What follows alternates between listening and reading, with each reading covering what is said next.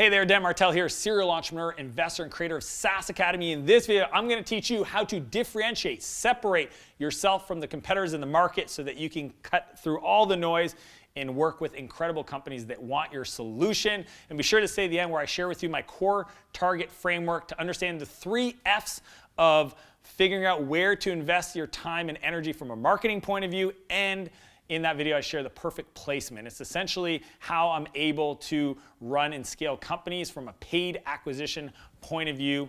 Stay to the end, I'll share that with you.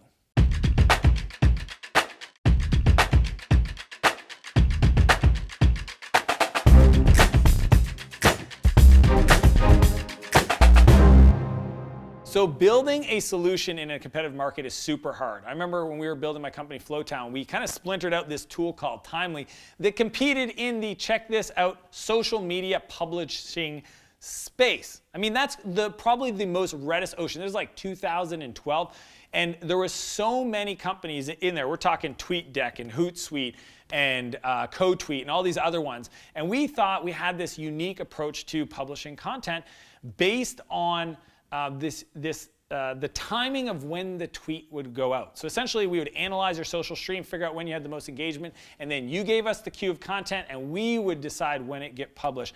And that turned out to be an incredible product hook. Now we got lucky because we figured that out early, but had we not figured it out, it's something we could have backed into by really looking at the market and figuring out how to differentiate our solution, even though there's a ton of other ones. My friend Laura did this with Edgar. She's in the exact same space. She's built a multi-million-dollar SaaS business, meetedgar.com, using the same concept of saying, okay, well, there's a bunch of publishing tools, but what are they missing? And for her, it was repurposing old content, okay? And then building the queue. So we did it on time-based, she did it on repurposing.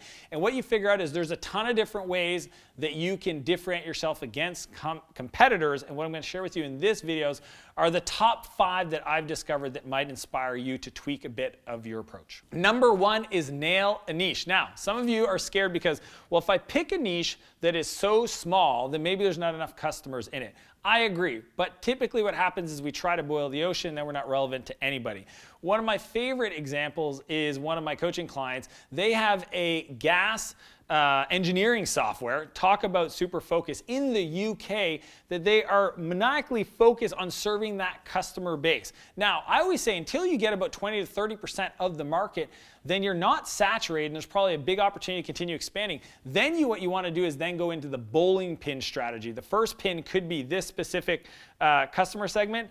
So you nail that niche and then you go into the second and third pins right behind it that could just be a little tangential off of that. But number 1 thing that you need to consider is, can you nail a niche to differentiate yourself from other people in the market? Number 2, product hook. At the end of the day, there's this concept called drafting. When you build a software product, you could be building on top of somebody else's solution. So what drafting is figuring out what's the hook in the market. Maybe I build something that has the exact same feature set of my competitors, but what they don't have is integration. So one of my favorite examples is a company called Churnbuster. And initially they built a churn solution, an email campaign for kind of getting credit cards updated and reducing churn, on top of Stripe because they saw Stripe's growth to build momentum in the market around e-commerce transactions. So they said, well, if they're growing so much, why don't we build a solution that's specific to Stripe? Now, they've added other integrations since then, but I just think that kind of product hook, that toehold in the market is going to allow you to differentiate and compete today and really get some initial traction.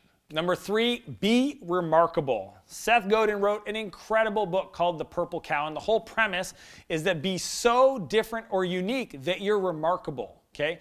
That means that people remark about you, that they talk about you, that what you did was so unique that they wanted to share it on social media and tell their friends about it, and tell their coworkers and say, you got to check out this company. I remember I had a friend, Marty, he approached me and he said, hey, you got to call this plumbing company because of the way they answer their phone. And when I called, they said like, something like, I just hope you have an amazing day, or how can I help you have an amazing day? It sounds so trivial, but it was interesting enough for Marty to tell me about it. Or my favorite story is Wufoo. They were a form company in the software space. They were bought by SurveyMonkey. And one of the things that they were committed to is just excellent customer service. So every time somebody would sign up for a paid account, they would handwrite a thank you card, a postcard, and send it in the mail. Now again, it might seem trivial, but when's the last time you got a handwritten thank you card from your SaaS vendor that you just signed up for as a customer? Probably never. So things like focusing on the customer experience, focusing on the UI and the UX, and just making sure that maybe you have integrations, but doing something that makes you remarkable is one way to differentiate against competitors. Number 4, positioning. Understanding how you message yourself in a market and what the customer thinks about your solution is so important. Here's one of my favorite examples is ClickFunnels versus Lead Pages or every other landing page solution out there. Most of those other tools look at their product as a conversion application. What Lead Pages, from my perception, has done really well is really position themselves as an opportunity for people to generate revenue, from being a more excellent marketer, from building this thing called funnel. So they've taken a position around that topic and really owned it. I mean, even to the fact that they have their Funnel Hackers Live event every year. Another company that's done this really well is HubSpot. They took a position around inbound marketing. Now, were there blog platforms before HubSpot? 100%.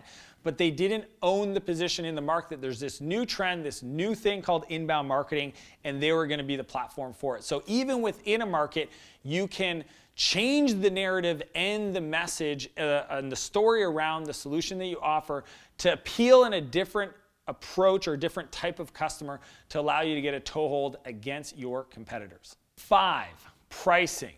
When you think about product, most people take pricing and think as a separate thing. When I think of pricing as part of a feature of a product or the package that you're selling. Just think about this. If I say to you, hey, I've got this solution, it's $10, you have a certain perception of it, you know, how valuable you think that is for that price.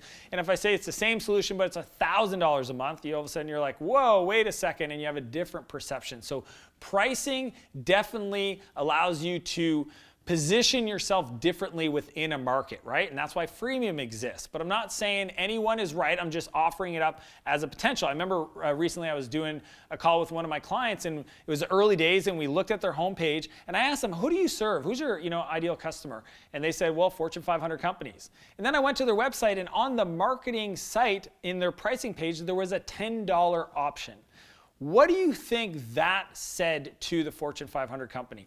So even pricing will be a factor in a customer deciding on how they think of you in the range of solutions out there in the market. Essentially, you compared to all the other competitors, and are they going to move forward with you, or will they feel negative about that decision? Again, it can go both ways. It could be too cheap, it could be too expensive, based on the position that you want to take to compete against everybody else in the market. So to recap how to differentiate your product from competitors: number 1, nail a niche. Number 2, product hook. Number 3, be remarkable. Number 4, positioning. Number 5, pricing. So as I mentioned at the beginning of this video, I want to share with you a training called The Core Target. It's one that I teach at my Growth Stacking Summit. And what I go over in there is the 3 F's of really understanding where to find your specific core customer. And once you find them, in the center of those 3 F's is your perfect placement. So click the link below to get access to that free training video, and I'll see you on the other side. And if you like this video, be sure to click the like button, subscribe to my channel, and if there's anybody else you think that it could serve, feel free to share it with them directly. As per usual, I want to challenge you to live a bigger life and a bigger business, and I'll see you next Monday. Point of view. Cool.